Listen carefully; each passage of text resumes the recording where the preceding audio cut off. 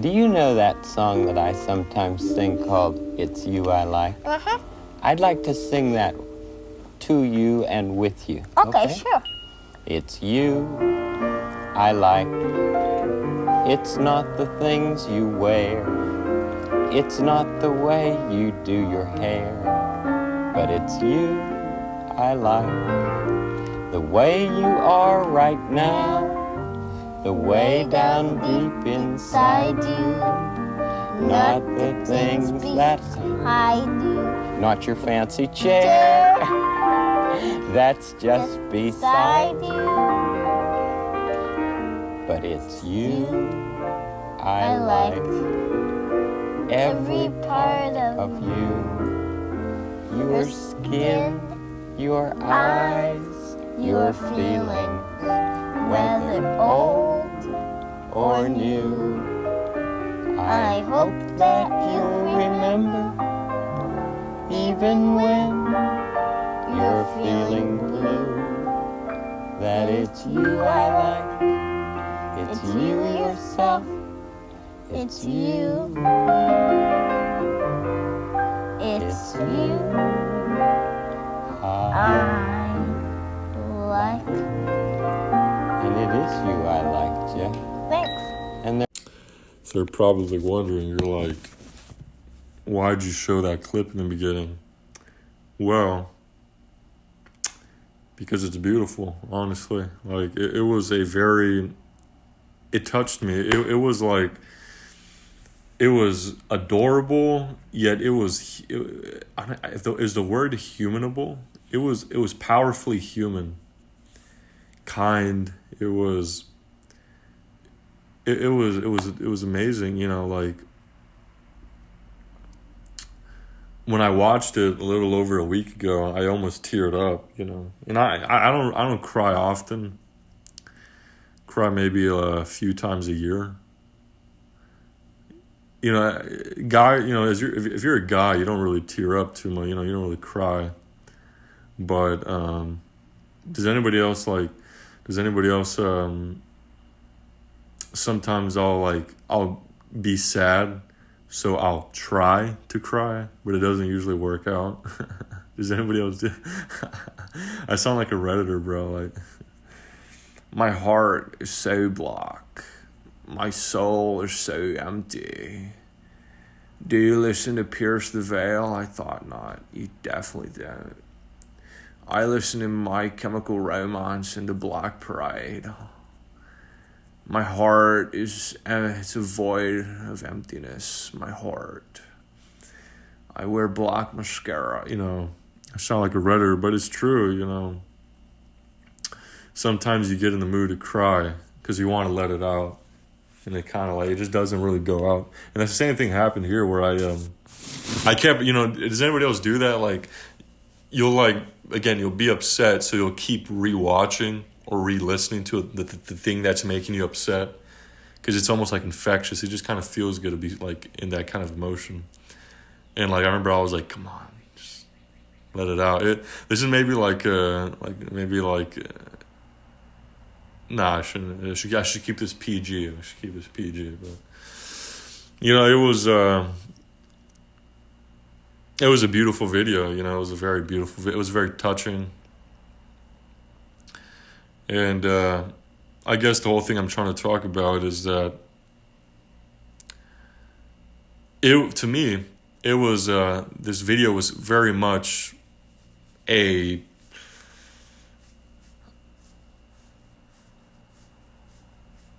was the way I was as a kid, you know? It was the way I was. As a child, I was very optimistic, which I think is the most important word of the video. I'm probably going to be going back to it a lot.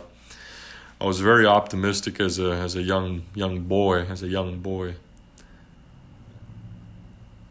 was very kind, regardless of the way others treated me, family, school, children.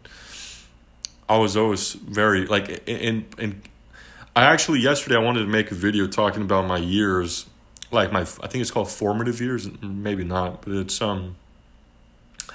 my early years, like elementary school years, because to me those were pretty fond. Those were like the peak the very peak of my life.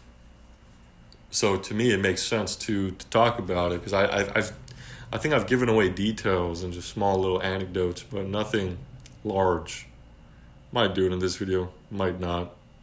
It's fine.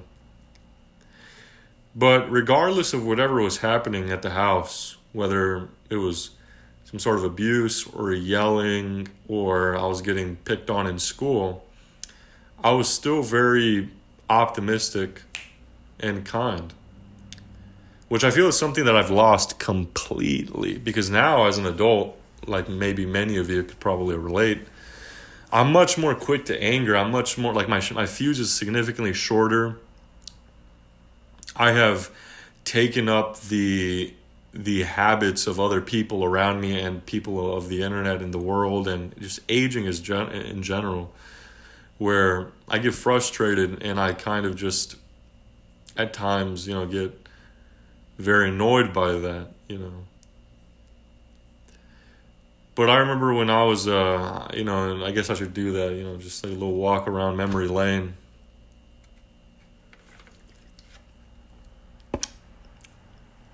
I still remember the first day of pre-K, faintly. Pre-K was a very good. It was probably my one of my best schooling years. Just not because of the schooling itself, but because of how happy and again optimistic I was. I remember as a young kid, I cried a lot being alone, left alone in school. And my mom would there were days where she wouldn't even take me to school. She didn't even want to take me because I would freak out. I would have I would cry in the hallway, all that stuff. And I was, very alone. And there were days where she would either take me to school but then pull me out, or I just wouldn't go to school. And then the school, understandably, they got frustrated. They were like, listen, Miss Harvomel, Mrs. Harvomel, you need to understand that. And they told my mom this, I swear to God. They were like, you have to let your child be on his own. You have to let him become independent, because if you don't, he's not going to properly develop and he's going to be very dependent on you. Lo and behold, that's what happened. Here I am, 22 years old, and I don't leave the house, and I don't have any friends, and I don't even know how to really do anything because helicopter parenting or whatever. But one of the things that made me feel better going to school was that my teachers, I had two teachers, one old lady and one old man. They were both married. But both of them, they were both, they were very kind, and they were very, they looked as if they were my grandparents. So by that, I kind of got attached to them, especially the woman. I became very attached. I remember I called her my grandma. And I remember exactly where my classroom used to be. It was the first room to the right that you entered. It was the first room to the right, but you had to go down this little staircase that was maybe 7 feet down. And then you would go directly to the room to the right. And it was this big, pretty decent sized room. Does anybody else remember the feeling when you were in elementary school and you would be a younger grade and a specific section of the school was divided for older people? So if you were in pre-K, there was a first grade section which would be a separate area, and when you would go to lunch, you would see the first graders coming, and you'd be almost mystified, wow. For me, it was it felt like I was staring at a unicorn or something. I was so seeing older, when you're a kid, seeing students or other children that are a few years older than you, it feels like a lifetime to you. Like a 5-year-old is very different from an 8-year-old, but a 22-year-old really isn't different from a 25-year-old. You know what I'm saying? As you get older, it kind of just becomes the same. But as a kid, because you're growing, it's a big difference, And I remember I got picked on a little bit in that classroom that I had. I remember there were these, I think it was 2 to 3 kids that used to pick on me a lot. And as a kid, I was very skinny, and I had like big elephant ears, like Dumbo. They weren't big, but they poked out kind of, which is, I never understood why that happened back then. Now they're normal, they're very normal, but as a kid they kind of poked out. And I remember like a few times. I remember this one time I was standing in the line, and back then they used to have line leaders or whatever, and I was like behind a few people behind the line leader, and they kept the motherfucker kept coming out to like push me and all that, try to push me down the stairs, and and I was a very unattractive kid. So definitely, like you already, as a kid, you could already see, the social hierarchy of attraction that society follows, regardless if it wants to acknowledge it or not. But it wasn't too bad. It was very enjoyable, my time there. I believe I had friends. I had many friends. I don't think I was necessarily like a very like open person. My mom said I was. She said I had a lot of friends, and she even said that she became friends with other people there because I was friends with their children, and then she became friends with the parents. But I don't really, again, like, my memory is so bad that I don't really keep track of many of them. I remember there was this one guy, his name was Jose, and he was like this white looking guy. I know a white guy with Jose name, but he was like a white dude. He had like a big afro, like a blonde afro. He was a very nice guy, very nice later in life, but as a kid he was a bully. I don't remember exactly what he did to me, but he definitely like teased me a little bit, like most kids do. And I don't remember being necessarily big by then. I think as a kid I was very average height. My height didn't come until much later. But as a kid I was pretty, I wasn't tiny or anything like that. I was pretty normal. Some notable funny stories that I remember. I loved the cafeteria and the library. To this day, I still vividly remember both those places. As a child, I loved to read. As a pre-K, I couldn't read, but I loved to look at the illustrations on a book. And I vividly remember the library was directly to my left. If you leave out the classroom and you go up those stairs and keep going forward, hence directly to your left, the library was right there. And I vividly remember the library it looked as if it was that place in the intro of Dora the Explorer. You know what I'm saying? Like it was like orange hue light. It wasn't like luminescent, like terrible, like eye straining light. Those like bzz, those lights that like buzz. Like it was very natural light, very just orange hue. I remember the entire area was maybe the size of like,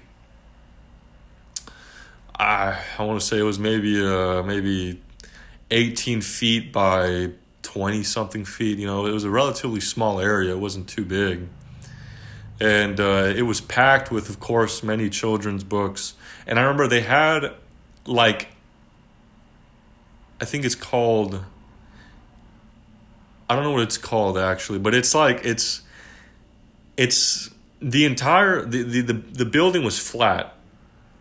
The room was flat, but there was a section towards the right, the right top, where it almost worked as if it had not a balcony, but like a porch or something. Like, I don't know what you call it, but it was like an area where you could just kind of walk up there. I'm doing a terrible example explaining it to you, but terrible job explaining it to you, but. I remember as a kid we would like sit down on the rug, and we would sit down crisscross applesauce. I remember that. And even as a kid, I sat down really weird. Like even to this day, I still sit down like this. My ligaments have gotten used to it, and I actually prefer it a lot more. But other people, they would cross their legs when they would sit down, right? Like when you sit down crisscross applesauce, you put one leg, they crisscross. When I would do it, my entire like leg would be over my other leg, like almost touching my hip, and like it was just like it was awesome. And the teachers, of course, would read the little books to us, and it was like these beautiful illustrations that I liked. And of course, as a kid, you would like you would poke your nose for boogers, and you would like do all that stuff. But I was very it was awesome. I loved it. I even as a kid, I had a very strong sense of imagination, like I do now. Even as a kid, I had a very strong imagination. Even now, I found out about this. Do you know there are people that cannot imagine or they can't visualize a 3D object rotating in front of them? Like some people cannot visualize a 3D apple in front of them, or they cannot. If you like picture a weird object and you rotate it, like they can't really visualize that. And I read about that. Like somebody said, visualize an apple rotating as it crosses a neighborhood or something. So people couldn't do that apparently. And I could easily do that. It's very, very interesting. Not only that, another one that I thought about, there are people who can't really hear music after they've heard it. Like I could listen, like everybody could do this. Everybody could, like without earbuds, you could listen to music, but I could really listen to the music. Like I could pick up the melody, and I could pick up even the tempo. So even as a kid, like I was very imaginative. Even I would even say my imagination, not necessarily the I wasn't really able to utilize it for anything like I am now, but for the sake of like imagination, it was insanely strong. I remember later years I was really able to like really adapt to it, like in a way that was just very beautiful, and I wish I could find the same joy and imagination like I used to. And I remember going to the cafeteria. The cafeteria was this big area, of course, and I remember there was a bunch of these seatings everywhere, and we had to sit with our class. We couldn't like go off and sit with anybody. And I remember at this time, it was very common for like parents to come by and to go, like eat food with their kids, or to bring them some McDonald's or something. And I remember like I always told my mom, I was like, Mom, and I would tell my dad, I was like, please come by to the school because I want people to meet you guys, But they never did. Like my family was very like, they were just very busy, or they were just never really interested in any of that stuff. But I remember this one time I kind of forced it, where I might tell the story about that. But my favorite meal at school at this point, and it was like, for me, isn't that crazy? You can remember a smell, which is another thing people can't really imagine, but you could remember a smell, or you could literally smell it. You could visualize something, you could hear something, you could taste something, and it just takes you back. To this day, like I rarely eat, I almost never eat mozzarella sticks because I don't even know where to buy those things, But as a kid, I passionately loved mozzarella sticks, especially the ones that my school had, which of course were all full of like seed oil and a bunch of like carcinogens and all these like Monsanto chemicals, I bet, But it was, for me as a kid, like I loved the mozzarella sticks, I remember like going to the cafeteria with my class, hearing all the students, and I remember being tiny. I remember what it felt like when I would sit down at a table and my feet wouldn't even touch the legs. I remember that. And I remember getting my food from the what do you call it, from the lunch ladies, and sitting down, and I would devour those mozzarella sticks, and it would have like a thing of marinara sauce right next to it. And I would just, eat it quickly. Like, it was amazing. And then in kindergarten, pre-K, still the same year, you would end up, does anybody else remember, like, you would go to the, what do you call it? You would go to the, you would go out to the, to your classroom, and you would, like, take naps. I remember that. And I remember there was this kid right next to me that he would always eat his earwax, and it was the grossest thing ever. He would eat his earwax. And I remember there was this other kid. Kids are dumb. Like, try this out. I remember there was this other kid who kept sticking his fingers in the pencil sharpener. And this is like, I believe this one wasn't the electric ones. These were like the ones you had to like manually turn the little the lever, and he kept sticking his finger in there, and lo and behold, he cut his finger. I don't know how bad, but he was crying really loudly. And but this was the place where I met my first love. Who was my first love, you might ask? Was it Stacy? Was it already, even back then I realized it was over? It was I was even as a young boy, I was like, nah, she's not going to want to be with me. She's going to want to be with Chad, and the baby version of Chad. But no, I was very much, in love with technology, computers. I remember I still remember faintly where it was located. From our area, which was like the lower floor, we had to walk up to the first, second, and I believe it was maybe the third floor. And towards the right is where the computer room was. And in there, that was like my peak happiness. You know how people say, when a song comes out, they said this would kill a Victorian child because how much stimulation it gives. If you were to give a Victorian child a Big Mac today, they would freak out. That's how it was for me. When I found out about technology and how beautiful it was. This is back then when they had like CRT monitors. This was still like late 2000s. They were still very much in the schools, because they're cheap and affordable and still usable. So I remember I would get those big old like CRT monitor computer thingies, and then we would simply do like educational school friendly games, where it was like click on the letter that does sound, and you would like be like snake s, and then I remember playing Starfall. Does anybody else remember playing Starfall? Cool math games, and I loved Starfall as a kid and all that. Very, very much loved it.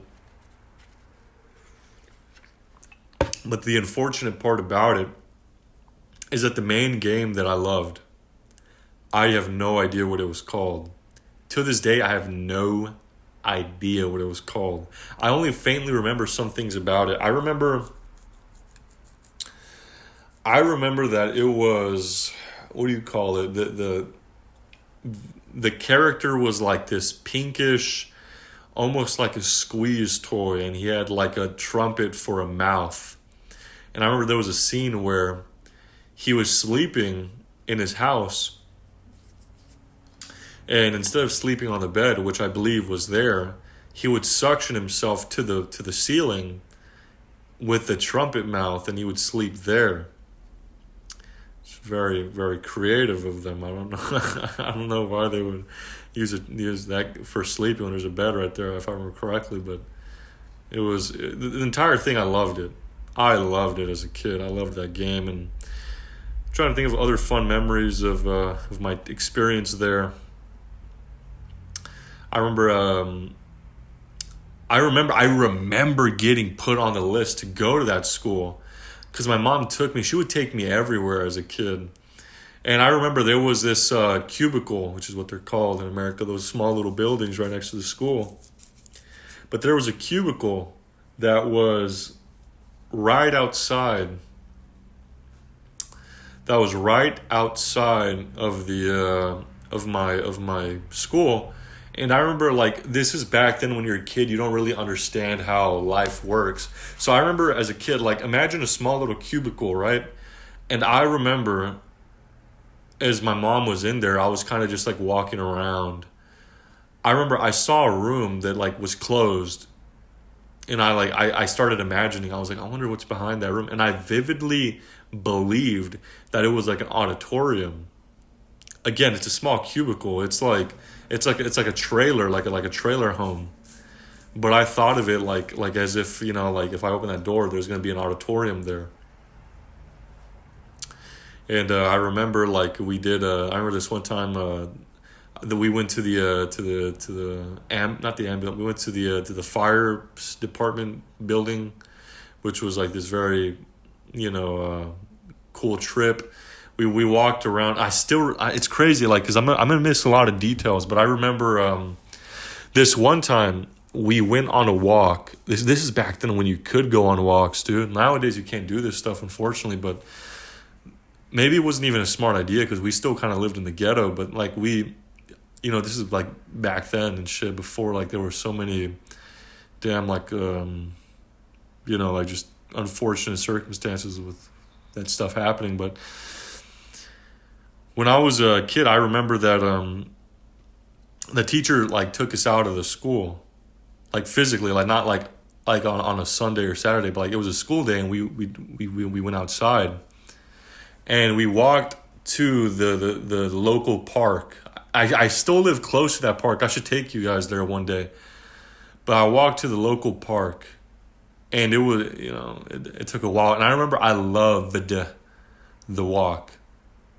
Even back then, I loved nature. And one of the big things that I enjoyed about it was how I was able to see the trees, see the cars, see the homes. I loved that. And I remember that I was very much, I remember I saw this big tree. I want to say it was what do they call it? Like a pine cone tree, I think it's called. But I could be wrong because I think those are northern trees. But it was a very big tree. And I remember I saw those pine cones there. And I remember that we went to the park. This is my first it was a blue pill experience, but it was kind of black pilled. We went to the park. And they put up like a piñata, and all the kids, we were playing on the park and on the swings and having fun and, doing all that stuff. God, it felt amazing to be young, man. That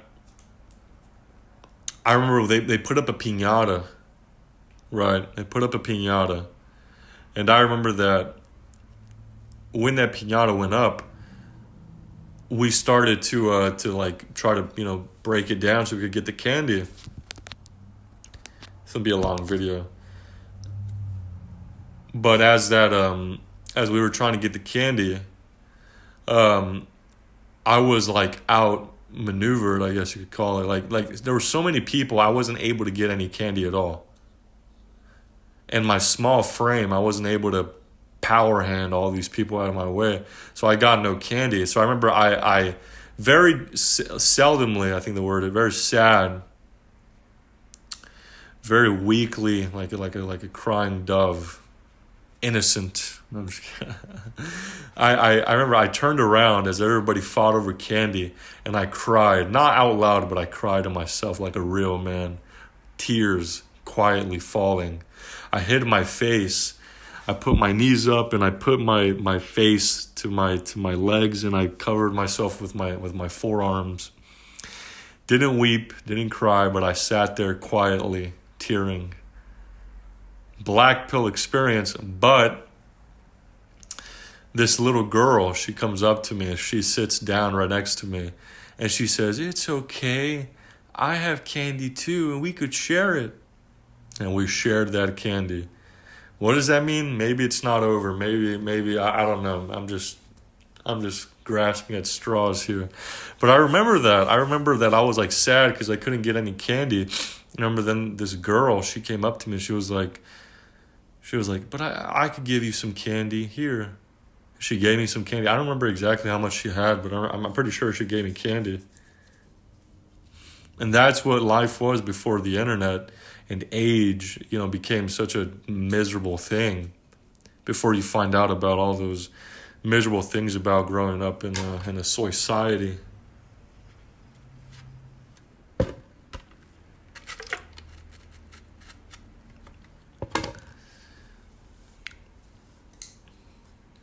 The whole thing was very much, it was amazing. I'm probably missing a lot of like things about pre-K, but it was great.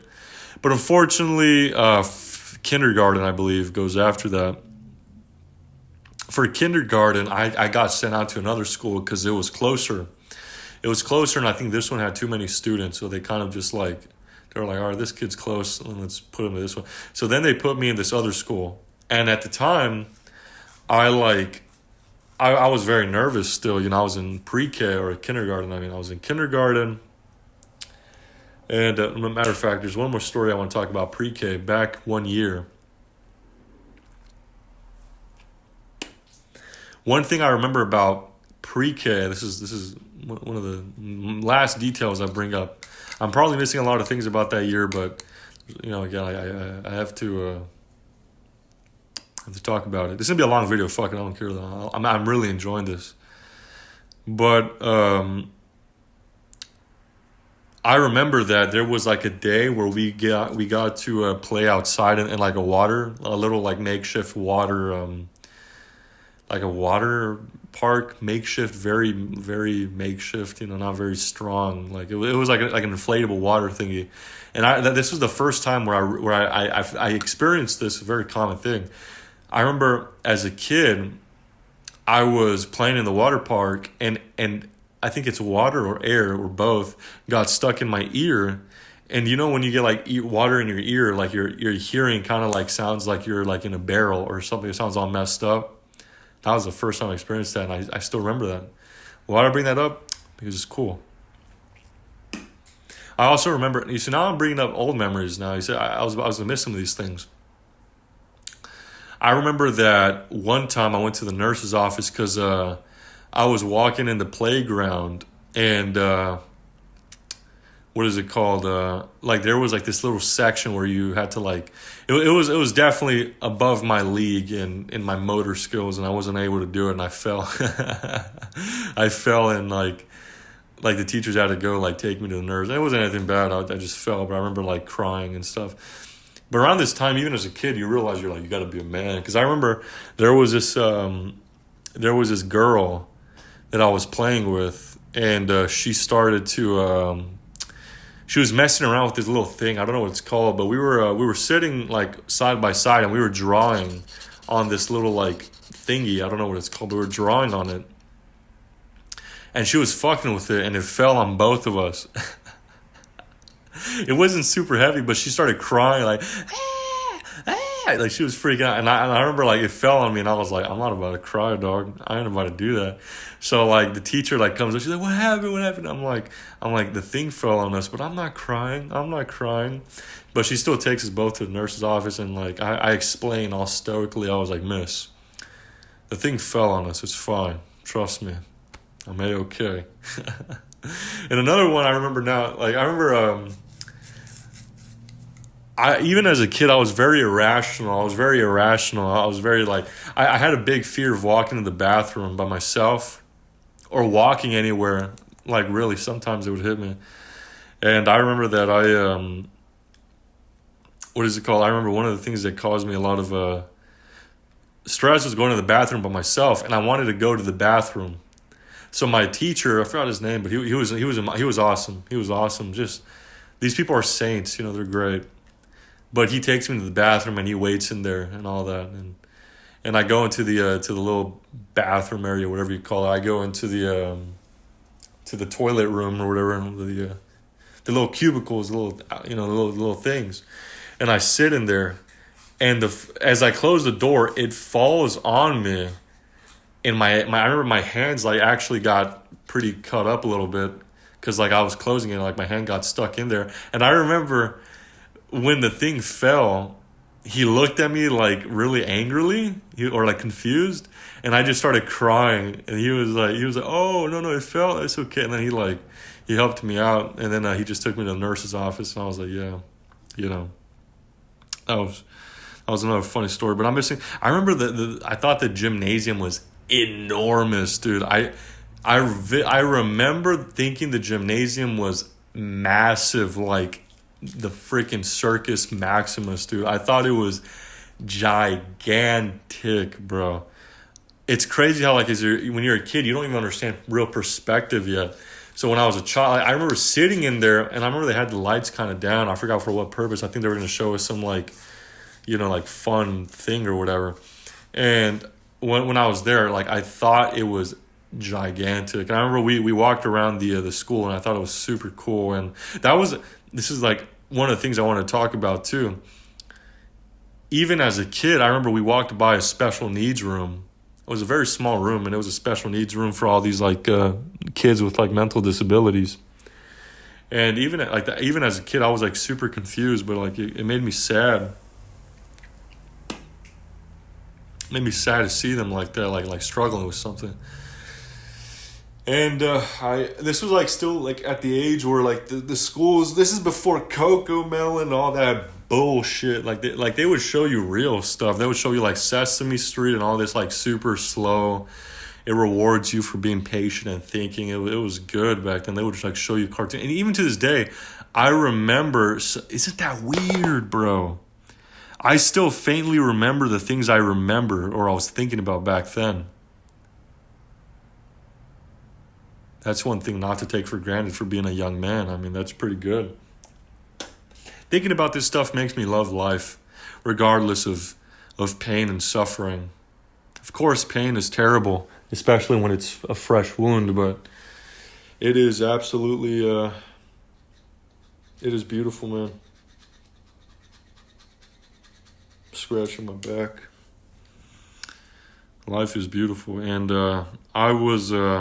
I remember we were watching some movie or show or something, and I remember that I was, while I was there, I thought about my dad's property and an area where we used to burn a lot of trash. And for some reason, I really thought about that a lot as a kid, I guess. Thought it was pretty neat, And so I guess that's enough of the pre-K. How long? I'm 40 minutes in, still talking about pre-K, but I'm done with it. And then we go to my new school. My new school, I remember the first day I was nervous. I was pretty nervous, and my mom drops me off there. She drops me off. Yeah, you see, now I'm thinking about another thing I remember from pre-K. I remember a quick little thing. I remember I didn't like going to school, like most kids didn't. And I remember I would wake up early. What I would do, because I didn't want my dad to go to work and I didn't want my mom to take me to school, that I would sleep with like trying to hug my dad so he wouldn't like leave, which of course never worked. And I would wake up early. And I remember this one time I went outside with my dad's car keys, and I like locked myself in the car, and I locked both of the doors, and I sat in there because I didn't want them. But of course I opened the door and stuff because once your parents start threatening you with an ass whooping, you kind of have to concede a little bit. But let's see. So the rest of my elementary years. It's crazy because at the time I hated. I shouldn't say hated because in comparison to what I feel now in regards to like hate or a strong dislike, that stuff was not hate at all. It was like just basic emotions about not liking going to school, right? Which is very common. But at the time I thought like that was like, oh, I hate elementary school. But again, in retrospect, it was absolutely amazing. Loved it. And I remember that my first day of elementary school, I remember I got to sit in a class, and in this class, we got to, I remember like when my mom dropped me off, I was so nervous of these kids for some reason that my back was to the lockers. My back was to the lockers, almost like afraid to make eye contact the way I am now. But I was like, my back was to the lockers. I was afraid of these people, very afraid of them. And I remember like the teacher had to like kind of like no, just sit down with them. And like I became like friends with all these people. And I was at this point, my elementary years, I was kind of like the funny kid, not funny like funny looking or funny and weird, but I'm saying like, I was like the class clown. So it was very easy for me to make friends. And at this point, I became like a natural. I was sociable. I was talkative. I was outgoing. I was the full shebang. I mean, I was doing good. You know, I was doing great. And you know, it was a really good, very good student. I remember what were some key details. I remember at this point they still they used to show us like still like a lot of like PBS shows whenever we had like enough time. And as a kid, I started to really become passionate about like these programming shows. I loved them. Not programming like computer programming, like just programming, you know. That's what you call shows. And some of my favorite shows were like Peep in the Big Wide World, Word World. What was the other one? It was Sid the Science Kid. Another one was Super Y. And another one was It's a Big Wide World, I believe it's called. And I saw a very little bit, maybe like reruns of Bear in the Big Blue House. And I mean, it was amazing, you know, like it's crazy. Like I know every generation is very much you know, like I know every generation is going to be like nostalgic for their childhood, but I mean that doesn't necessarily nullify mine, because I mean it was great. I loved it, man. And so I became very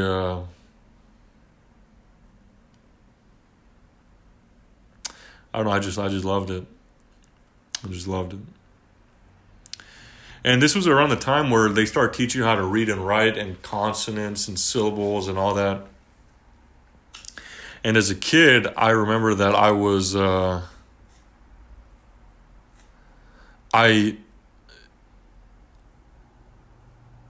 was very much, what do you call it, didn't really take too much interest in it.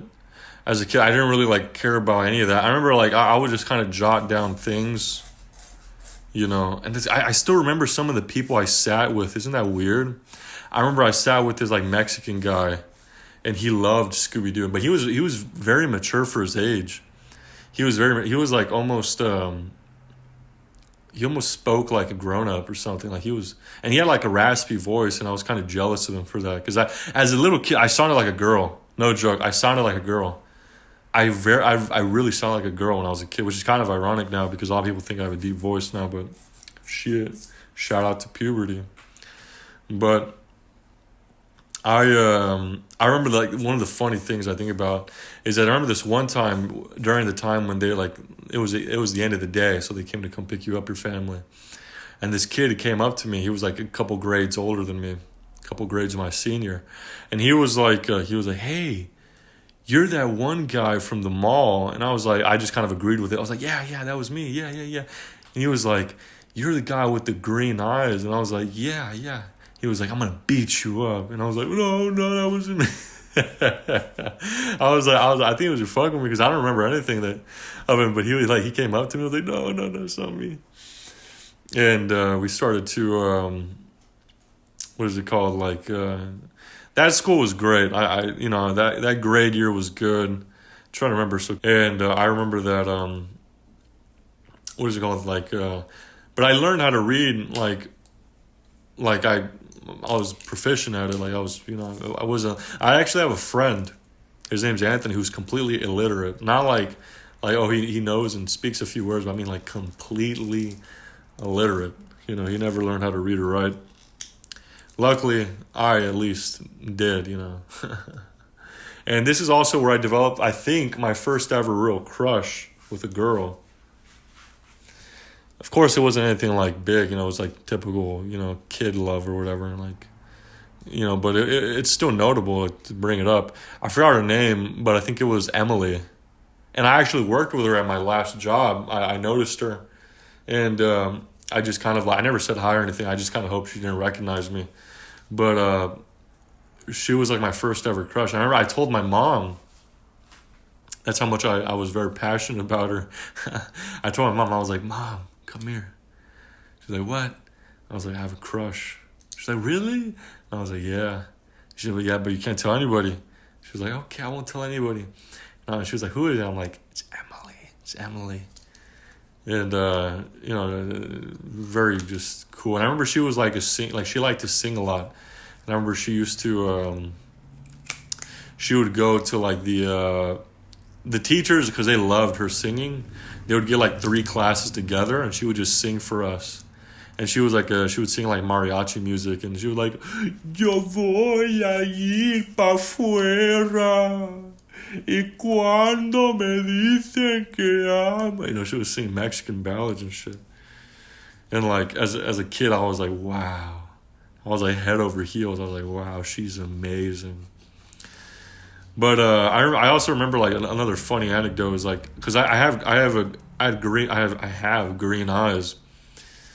Greenish blue eyes. And I remember my teacher, we had the same last name. She was a different teacher, but I was afraid of her, bro.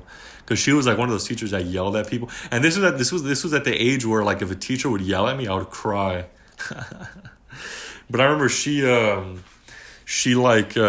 to the class and I was afraid of her.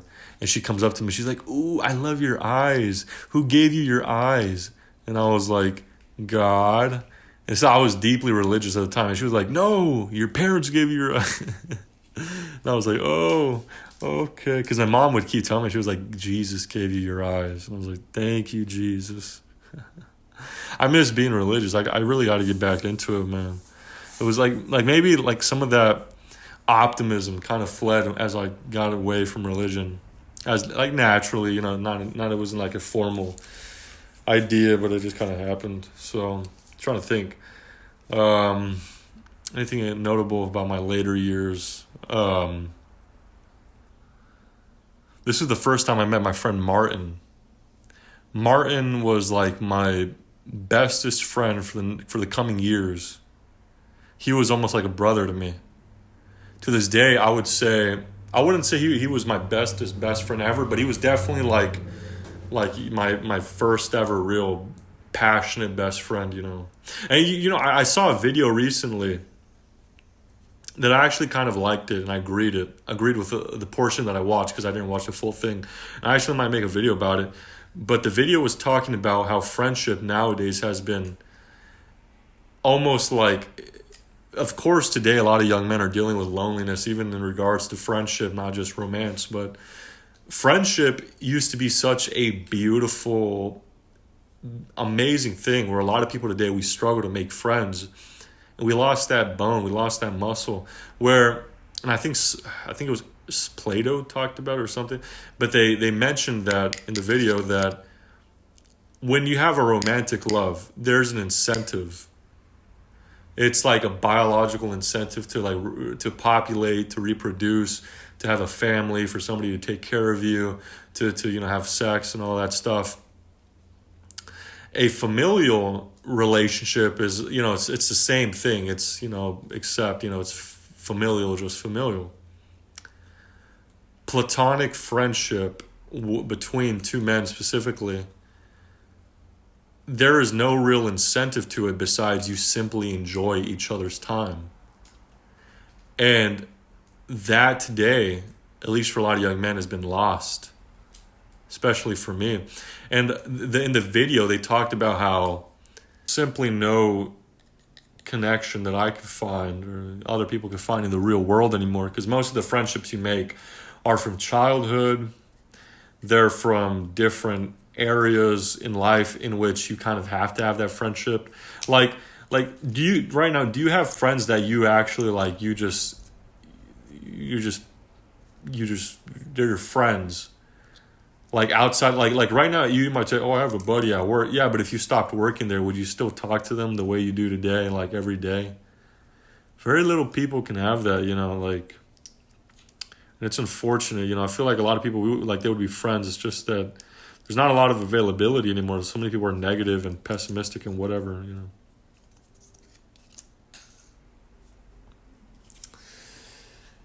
And it was very much just, it was great. Let me see what else I can remember. Oh, phone call. All right, so this is going to be my last little segment. Gonna have to cut it short. I know it's a short video, guys. I'm sorry. It's like an hour-long video. Jeez, man. Sorry, bro. But, again, I don't really expect anybody to watch this whole thing. If you do, bless you, audience. If you sneezed anytime in this video, bless you. Does anybody else watch Tobuscus when they were kids? Never mind. But now I'm going to be talking about books for faint, short little minute. When I was a kid, I loved reading a lot. I really enjoyed it. And just for the sake of, the last video didn't get it, did anybody else do AR, which is accelerated reading? Didn't really enjoy it. Didn't really do too well with it. But I enjoyed reading. And ironically enough, or I guess unironically, it kind of went full circle where, as a kid, I read a lot of books about anthropology and ancient history and whatnot. And at the time, I just really liked the stories and the pictures mainly. But as a teenager, didn't really care at all for it. And then here I am as an adult, and I found it again. I found my calling. Now I spend good hours of the day reading about that stuff. And I'm going to see if I can remember, the library. I loved the library. The library was very pretty. It wasn't as pretty as my pre-K year, but it was very pretty. What else was there? The building, the computer lab was really good, pretty. This was back then when those CRTs were still pretty active, but you started getting more. I think they were plasma screens or something. They were still not good at all, but they were cool. I actually have one in my room right now, not of that same score year, but it's 2000s quote unquote flat screen, monitor, one of those ones you need an AV cable, I think it's called.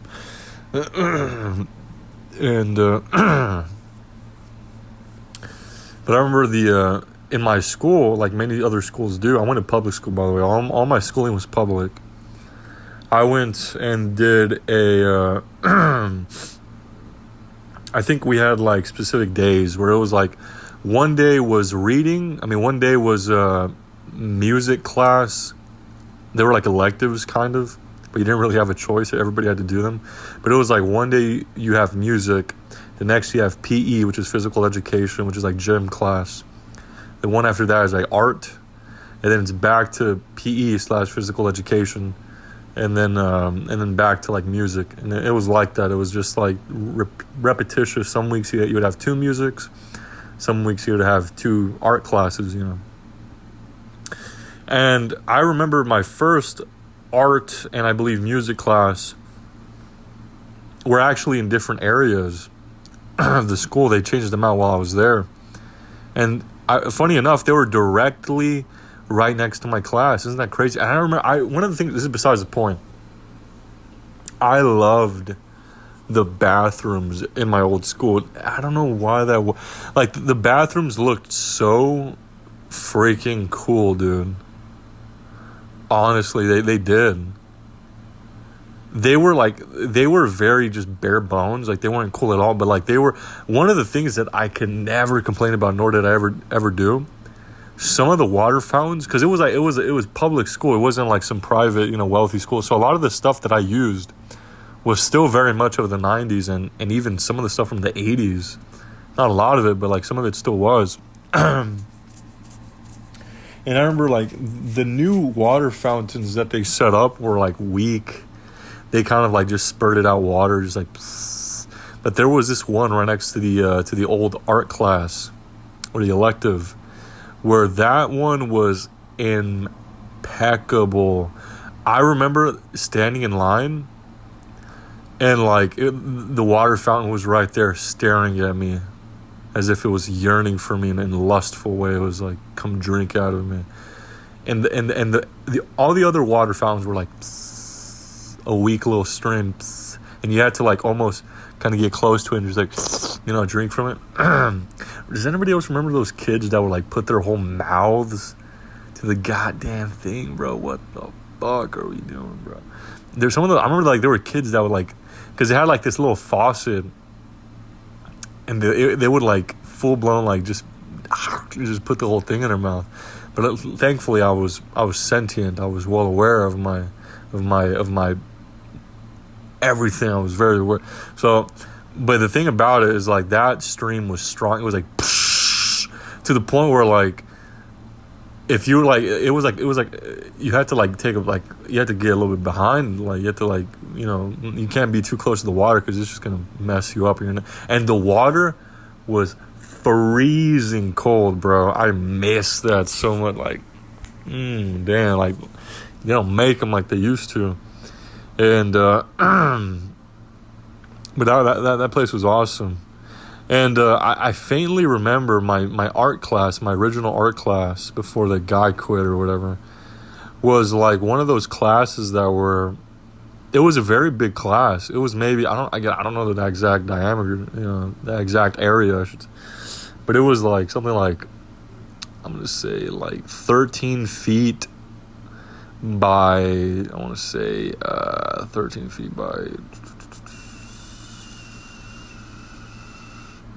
13 feet by 30, 40 feet. Like it was pretty long. Like it was like kind of like a rectangle, but it was pretty long, And I still to this day faintly remember that I was chewing on something in that class. I don't remember exactly what it was, but I was like in second grade, and I was chewing on something. No, that's a lie, because second grade I think he already quit, but I was chewing on something, and to this day I still faintly remember the texture, because it was such a weird. It was like a weird elastic thing. It was like an eraser, but I remember like it bugged me. Like it was like I wasn't really able to like. It was so weird, but like as a kid that just fascinates you. I vividly miss, bro. I remember and I miss. Remember when you're entering a classroom and you're like the first kid there, or you're one of the first like people in the day, or it's whatever, and you sit down. The room is cold. The room is cold. There's no humidity and warmth from all the other bodies, which is like it's just cold. And you sit down, boom, you sit down, and you put your hands or your arms on the table, and it's freezing cold. And then you start tracing out, not with a pencil, but with your eyes. You start like following the textures and all the little like details of the wood table. You're like looking at it, and you're just like, oh, look at that line right there. And I miss that, bro. I miss that. And I remember like just pulling out books there and reading, and it was peak. It was peak. It was pretty good. It was awesome. Let's be for real. And what else do I remember from that classroom? I don't know. Like if that class was quick, then the music was even quicker. Because music, I remember that it was right next to it, but this one was way smaller. It was 13 feet by maybe like only like 20, 25 feet. Like it was a less long rectangle, But what I remember about this class was that it was like this old white lady with curly blonde hair, I believe. And I remember that she would, I think she like played the flute or something. I don't remember. I don't remember. She was there for so little amount of time. I don't really remember. But I remember when we had like these big box things that we in that class we didn't have desks. We had, what do you call it? We had we have desks. We had like boxes we would sit on, and we would all sing like folksy songs, and we would sing like "Where the Watermelon Grows," "Down by the Bay," "Where the Watermelon Grows." Ugh. And then there was another one that was like, what was it called? It was like, it was some song. I forgot what it was called, but it was something about a hay, like the like wheat in the wind. I forgot what it was called, but it was like we sung that. We just sung a bunch of songs, and even back then, I was passionate. I was already practicing my voice for my future lyrical masterpieces like Big Booty Latina, like this one right here. Like, this is Big Booty Latina. I love Big Booty Latina. I'm singing a song about Big Booty Latinas. There's another one I had. It was, damn, it's crazy how you don't remember any of these, man.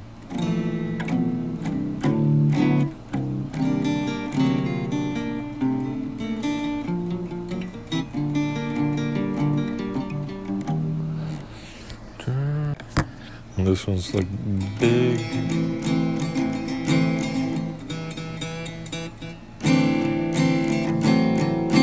Booty Latina. Oh yeah, that's all I want. I want a big booty Latina as a girlfriend. Maybe if she's nice, I could take her out to get her something to eat. But instead, she's a mean lady. She's such a mean lady because she's a big booty Latina, man. Wow, she's a big booty Latina with cellulite. She's a big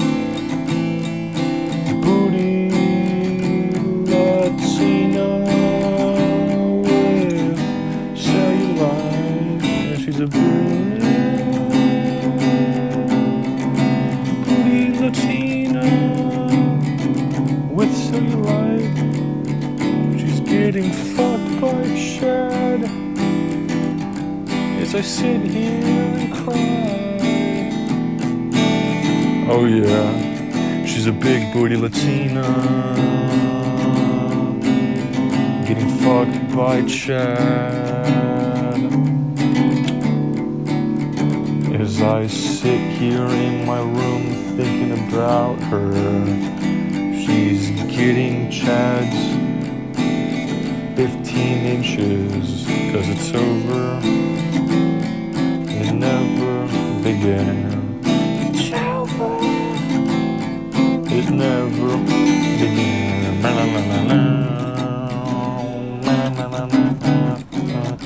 Imagine if I pull that up in fucking music class, bro. They'd be like, shit. Hold up, is that John Lennon? I'm like, guys, I know. Mastermind chord creator, progression creator. That's non-modal, son. I mean, that's modal. That's non-functional harmony, son. Like, damn, son, you're like John Lennon mixed with Tom York, mixed with Cobain, mixed with John Coltrane, mixed with Nick Drake, mixed with Bob Dylan, mixed with Sigur Rós. You're talented. I'm like, guys, I know I'm great, but like, I want to practice humility. I want to practice humbleness. And they're like, nah, 9. You got something, kid. And I'm like, I know. But regardless, I remember that class. She had a weird straw. That's all I remember, really. She had like this big metal flask. Hashtag trendsetter. This is before everybody had those metal cups. Like, white women love those things. I forgot what they're called. They're like I forgot what they're called, but you know. She had one of those with the flask, or like the the little straw piece was like super yellow, gunked up, nasty, and she kept drinking. Like that just bugged me. But what else? And then we got a really good teacher, but we were so mean to her. She was this black, like really fat black lady. I think her name was, I'm not gonna say her name, but I remember her name. I'm just saying Miss S. And at this time I was kind of a troublemaker. I was kind of like, I wasn't a bully, but I was definitely like a lot to deal with at times. I was very energetic, and I remember like she pulled up YouTube, and I was like, "What? She knows what YouTube?" I thought it was like some niche thing that I only knew about. Funny, but she put it out. She put it on the screen or whatever. Because back then they used to have Promethean boards. I think nowadays they just have big old screens or whatever, like big old just TVs. But she was like very educated, like musically, like very educated, like not even just like she wasn't just like some teacher. Like she went to like Europe many times. She was young. She was like in her 20s, 30s. She was like very, very educated, very knowledgeable of like what it meant to like be. She was very like, she was into classical music. It's like, that's what I feel like teachers without a doubt should be paid more than like $60,000 on average. Sure, a lot of them it's just propaganda fuel. They're just like telling your kids what to think and stuff, and a lot of them probably aren't really passionate about their jobs.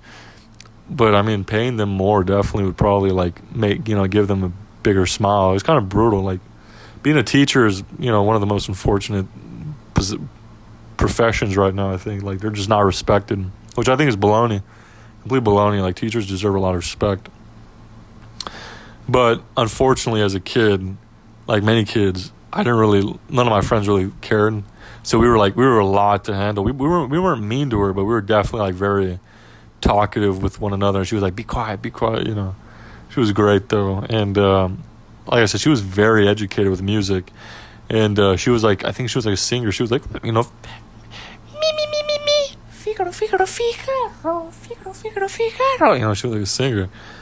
And then we got this, I found like very pretty white woman as a art teacher. And I think she was very passionate about art too. I don't think she was like just just doing it for money. Like she brought up a lot of the greats. And this was the first time ever, right hand to God, this was the first time ever I ever heard about Vincent van Gogh.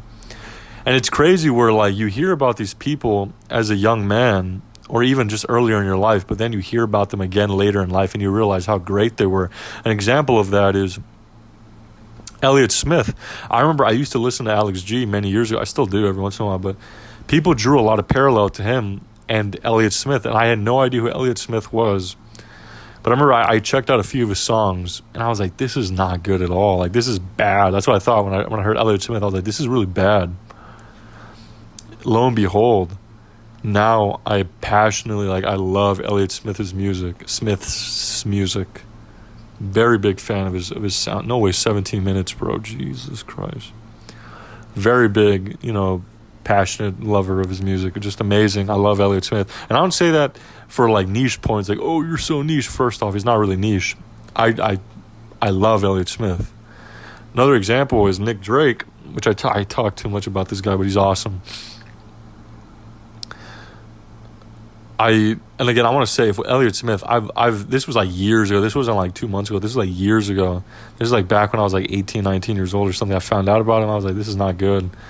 And then I find him later, and then I'm like, holy shit, this is amazing. And now I'm I listen to a lot of his albums and stuff. I love the guy.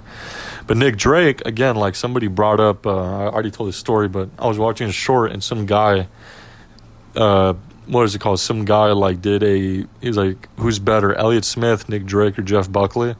I was like, and he put Nick Drake over Elliott Smith in because he did singing, writing, and then another one. He put Nick Drake above Elliott Smith in one or two of those. And I was like, who the hell is Nick Drake? Search him up, and I'm like, this is not good. Come back to it because it's in my head. It's like a melody stuck in my head. I'm like, whoa. It really blows you away.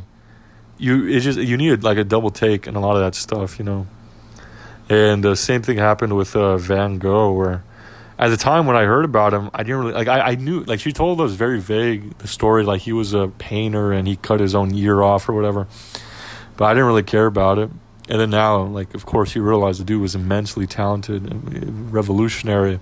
Though I'm not really interested in painting. It's impossible to, put him to the side and say that he hasn't done something for pop culture, and he's referenced everywhere.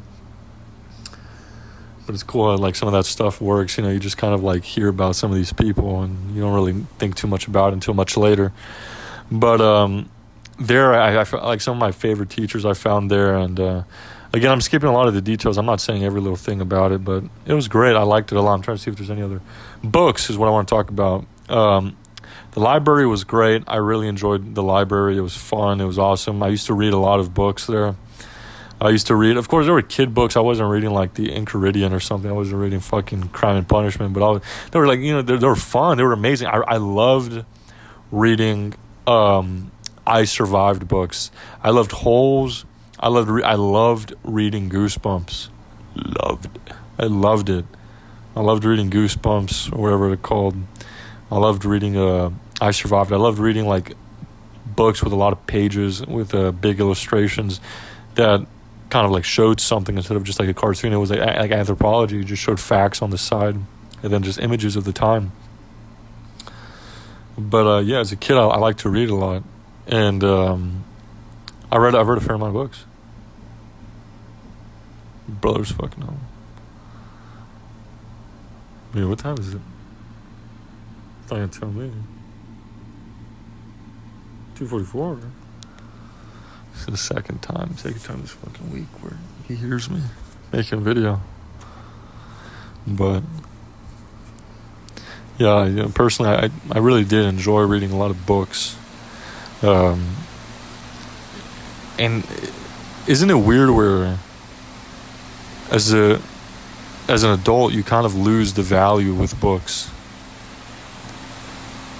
Not so much that you lose the value, but you kind of think it has no purpose when you already have the internet and infinite. Some of it's true. Like, sure, you could probably read a lot more and find out more about a book in a quicker amount if you just ask the internet. But it's so much better to just read it in a book if you have the time to do so. Another thing is that I used to recently, out of boredom, I went on Amazon and just looked at I searched up a bunch of books that I remember reading as a kid. And there was one that I haven't remembered up until a couple of like days ago. And it threw me in a loop because I remember how much I loved that book, but I was never able to finish it. I forgot why. I think either the teacher that was reading it didn't care, and I think because my school, you couldn't just go to the library. You had to return a book, and then you had to get a book, and then you have to do something with it. I forgot what it was, but like every time you get a book, you have to do something with it. But I think the school year was ending, but we never finished reading that book, but I loved it. The book was called Tales of a Fourth Grade Nothing. And like I was looking at it again, and I was like, dude, it's right there. It's like the book that I never got to finish. And I loved reading the Esperanza Rising, Holes. What was the other book? I think it's called Enchanted. I loved I loved reading the Percy Jackson books. Brutal. I didn't even really know anything about the Harry Potter books up until much later. But I read a fair amount of Percy Jackson. I don't remember any of it though, but I loved Percy Jackson. And what else? I remember what's it called? Because I gotta be quiet here. But I remember there was some Copium referenced a book. It's called, what was it? It was what is it called? The book is called Where the Wild Things Go, or Where the Wild Things Are. I faintly remember that book. Like, I enjoyed it, but it terrified me because the characters looked scary, so I didn't read it. But I liked reading. What was it? I liked reading. They had like a comic book section or whatever. Like is it comic books? I don't know what it's called, but like you had Garfield. You had what was it called? You had Garfield. You had the Peanuts, I think it was called, and then you had there was another one that was what is it called? It's is it no, which one is it? Garfield, Peanuts. I don't know. There was a few ones, and then there was another one that what is it called? It was Hobbs and something. I forgot. It was about like a tiger, and I never read that one though. But what is it called? The Garfield. I loved Garfield. Garfield. The Peanuts one. They were great. No, but either way, I gotta be quiet. Gotta be quiet, cause I gotta go. Cause my brother's here. Oh, I'm here, man. Farewell. So.